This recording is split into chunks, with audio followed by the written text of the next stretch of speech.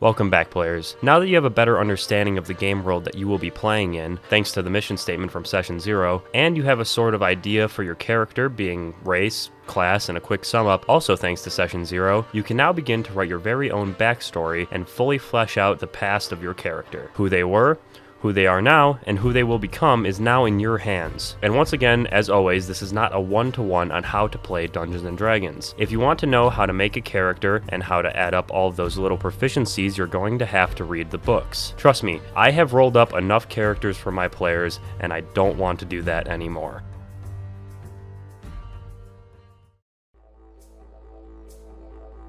Getting right into it, we'll be using the mission statement along with our character summaries from Session 0 to begin outlining our characters. For this video, I will be using one of our hypothetical players as an example.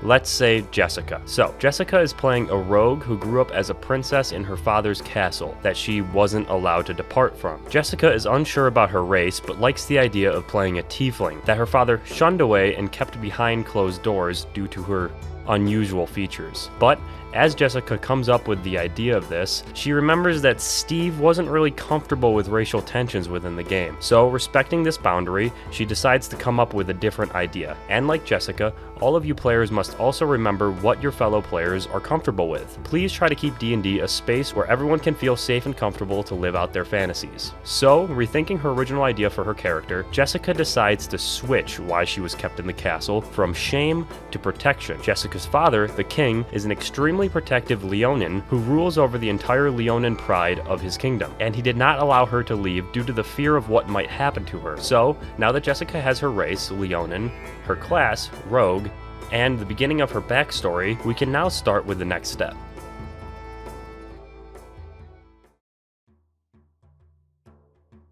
One of the things that I find extremely neglected in the character writing of D&D is all of the built-in inspiration one can gain from the options you pick during character creation. So I urge all of you to write your D&D character backstories with all of the features, abilities, and flavor options available in mind. It'll flesh out your character greatly and also help you get a better understanding of how to act out your character live in roleplay. Practically, this means that whatever your backstory is should be what your character was doing up to the point of becoming an adventurer, and all of your abilities that you receive at level 1, and even the ones that you may gain later with your subclass, should be implemented into the story of your character. As a paladin, you make an oath to your god at level 3. That doesn't mean that you forget the terms of that oath and don't follow it on a session-to-session basis all throughout the campaign.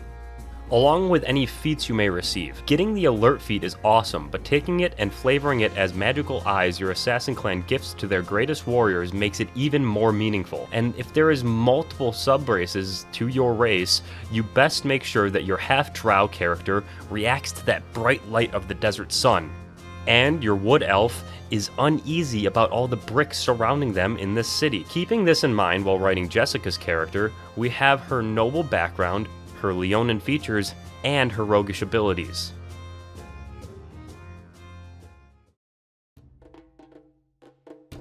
The next most important thing that you need to do while writing your backstory is ensure that you are creating a person who would go on adventures. If you write a man named Peter who works a 9-to-5, has 3 kids, and rounds up to $1 when buying groceries, you're not going to be going on many adventures. The worst thing you can do when making a character is make them boring. Your character should be someone willing to risk their lives for something, whatever that may be. You also should make someone willing to work in a team. Though we all love those lone rangers who work on their own and are single-man armies against all odds, you have 3 to 4 other people at the table who are playing a game with you. So make someone who is willing to work as a team, because I will reiterate, Dungeons & Dragons is a group storytelling exercise. Speaking of other people, your character has lived a whole life before your campaign has started, meaning that they know some people. This means that you should really put some people in your backstory. I usually limit it to about 3 main characters and maybe a faction. Keep it simple, your character shouldn't know every major NPC and faction in the campaign, but having a few allies, a past lover, and a couple enemies gives your DM something to work with when implementing your backstory into the game.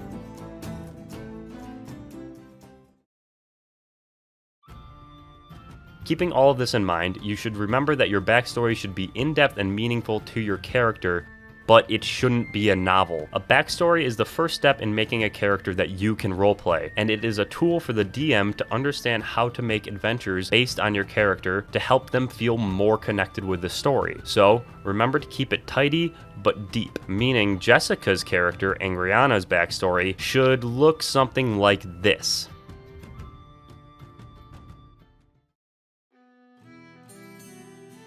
My name is Angriana Superbia.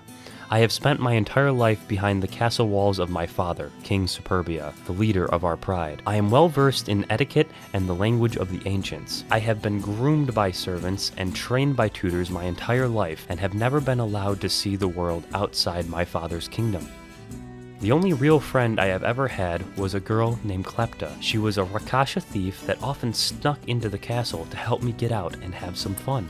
We would often steal jewels and gold from my father and give them to the lesser fortunate souls of the pride. From her, I learned how to fight, talk, and act like a thief. She was my best friend until one night where one of my father's lieutenants, Fidus, caught us and took Klepta to the dungeons. My father was furious with her, thinking that she had poisoned my mind against him, and since that day I have been directly by my father's side at all times.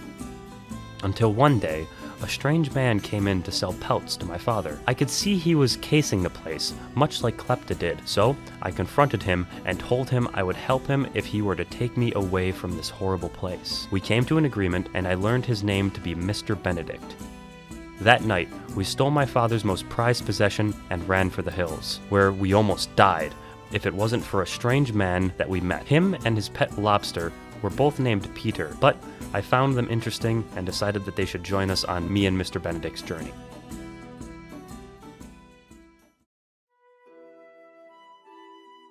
As a player, making these backstories is fun and will get you in the mood to start playing.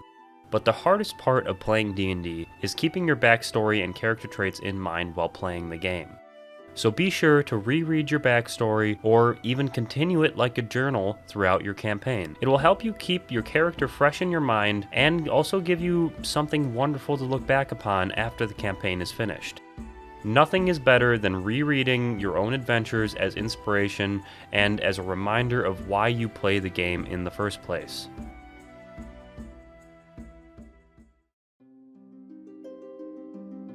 Now that our character has a backstory, we can now begin to make them feel our own. That means assigning them a voice and some shining character traits. But we will save that for the next video, so please remember to subscribe and stay tuned, because in the very next video, I will be helping DMs craft their worlds and make a map.